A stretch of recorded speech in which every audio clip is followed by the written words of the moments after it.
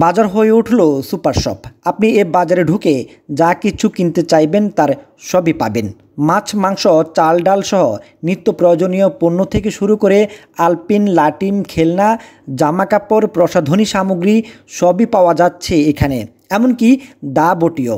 বলছি কুমিল্লার শতবর্ষী রাজগঞ্জ বাজারের কথা।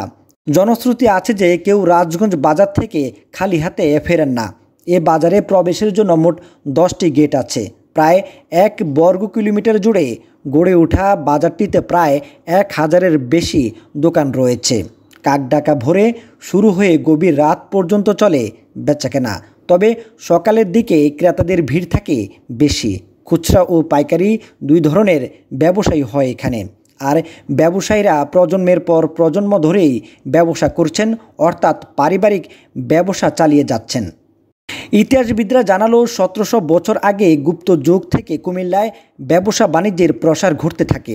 তখন কুমিল্লার চকবাজারের পাশাপাশি রাজগঞ্জ বাজারের গোড়াপত্তন হয়। দশকের পর দশক কুমিল্লা নগরীকে সেবা দিয়ে যাচ্ছেন এ বাজারের ব্যবসায়ীরা। শতবর্ষী এ বাজারে ক্রেতার চাহিদা অনুযায়ী সব মিলবে। বাজারের লিস্ট নিয়ে যাবেন, খালি হাতে ফিরবেন না। এ রাজগঞ্জ বাজারে দৈনিক 4 থেকে 5 কোটি টাকার পণ্য বেচাকেনা হয়।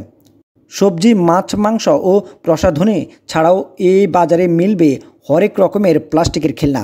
বাহারি রঙের সাজানো খেলনার ভারে দোকানের অবয়বই যেন হারিয়ে গেছে। হাঁড়ি, পাতিল, পুতুল, ব্যাট বলের বিরাট সমাহার প্রতিটি দোকানে।